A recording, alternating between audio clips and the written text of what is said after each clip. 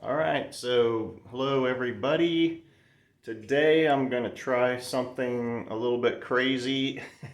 My handwriting is terrible, but I think that this illustration is going to show what I've been trying to get at as far as Jesus teaching and being encompassed and enveloped in the old covenant versus when the new covenant starts according to the book of Hebrews and everything else that will make sense as far as Paul and the New Testament, and make the Gospels make a little more sense.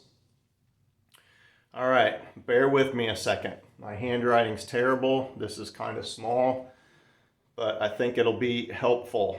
Now we have the Old Testament. We have two scenarios here. Old Testament, Jesus and the Gospels, and the rest of the New Testament from Acts to Revelation. Now, where does Jesus fit compared to the Old Testament and the New Testament? Where does Jesus fit?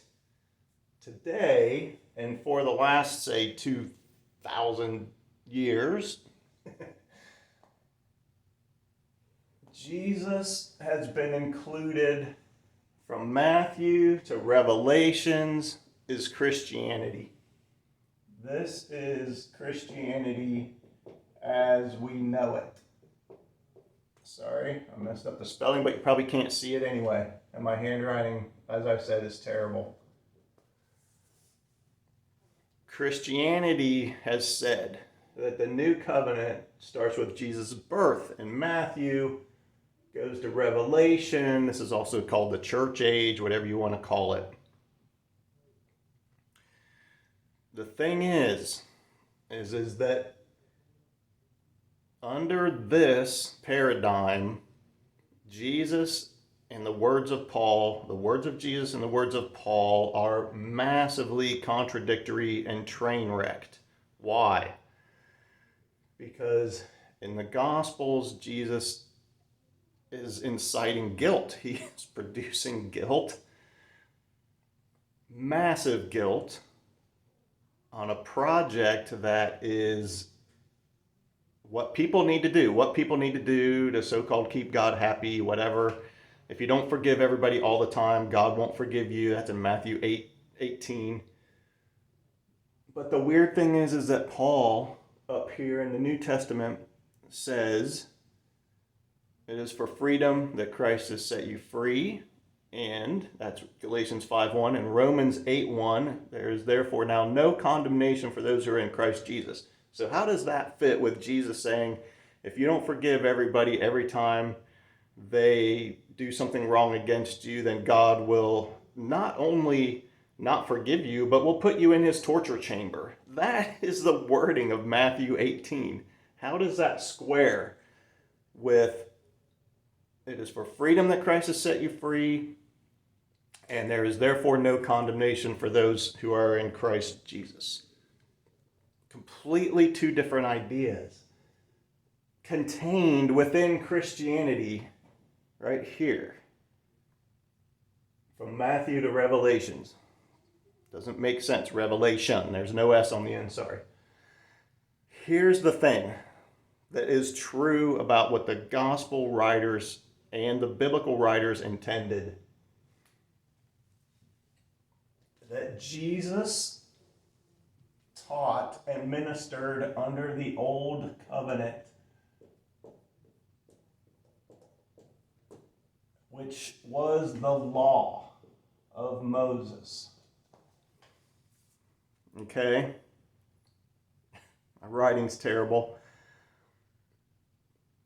This Jesus teaching the law, let's think of like maybe the Old Testament being from Genesis to John. Jesus ministering under the Old Covenant to Israel, and only Israel. Down here under Christianity, we have Jesus is ministering to everybody universally, and the words of Jesus were meant to be followed by everybody. Up here, the words of Jesus were meant to be followed by Israel under the Old Covenant for very good reasons. that we don't necessarily have time to go into today, but it has to do with what the Old Covenant meant to the people of Israel and what God was trying to do. What is correct as far as what we should be thinking about when we think about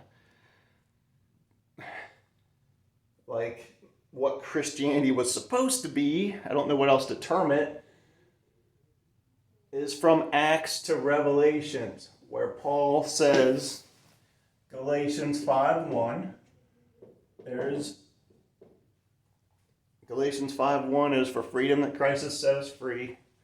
And then in Romans 7:6, we no longer follow the written code, but we live by the Spirit. Now, the written code is the law of Moses, which Jesus taught to Israel and them only. Gentiles were not in the Old Covenant, which is the law of Moses. Gentiles were never in that.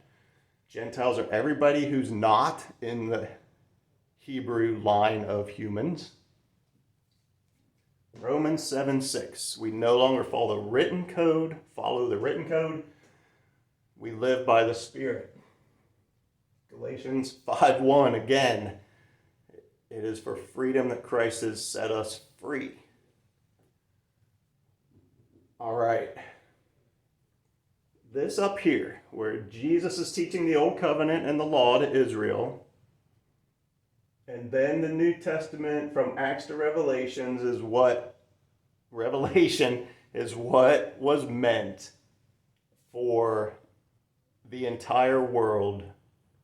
This top one is correct. Think about it yourself, study it, read the Gospels. Now, what other evidence do we have?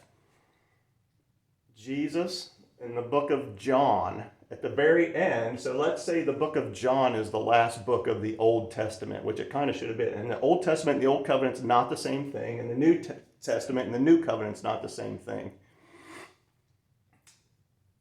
But you can parse that out later. That's a super in-depth nerd thing. In the book of John, which is the fourth book of the Gospels, which is would be the last book of, I would say, the old, what is the Old Testament? The very end of John, Jesus says, they're like, Jesus, we need you to stay with us forever. And he says, no, I'm going away, but I'm going to send you somebody, which is the counselor, the Spirit of God. What Paul says over here is that we don't follow the written code, we live by the Spirit. Jesus, in the end of the book of John, this is why it was placed there. This is why the original biblical people who put the Bible books together put John right there at the end, because at the end of it, Jesus says, I'm not going to be with you anymore, but the Spirit will live with you forever. The Spirit of God. Beginning in Acts, what happens? The Spirit comes on the people. And it's the story of the Gentiles and the Jews coming together as one people under God with the Spirit.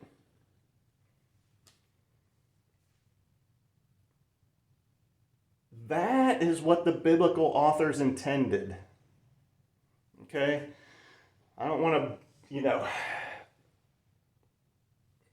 this is the thing, though, about this whole thing, is that this is Christianity down here. And this is why Christianity has been inconsistent, contradictory, harmful, let's say, harmful in the results of living under the words of Jesus that were meant to produce guilt, because the people of Israel were not living up to the covenant when Jesus arrived on the scene. They weren't living up to it. And in the sense of an Old Testament prophet, Jesus was many things, but one thing he was, in as far as the biblical writers are concerned, was he was like an Old Testament prophet, telling the people of Israel they weren't living up to the covenant. This produced guilt. This was guilt for those people, not for everybody today, Jews and Gentiles together in the Spirit of God. If you go to church and your pastor is teaching that you need to listen to the words of Jesus and it's just so guilt producing. It's so easy to see. Paul in Romans 8:1 said, there is now no condemnation. There is now no condemnation for those who are in Christ Jesus. That is no guilt. There is no condemnation.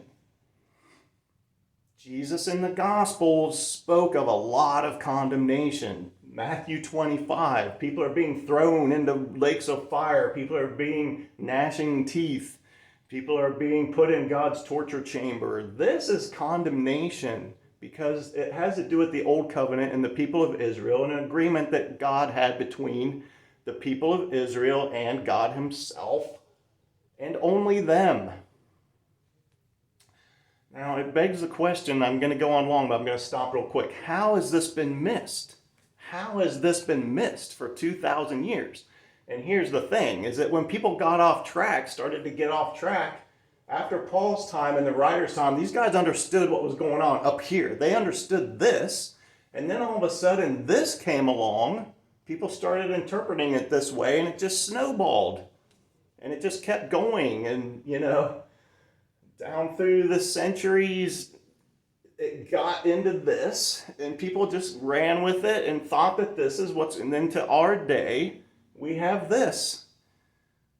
But this is what the biblical writers intended. So, okay, I went super long. I got to stop. Thank you for listening. Hopefully it made sense. Thank you.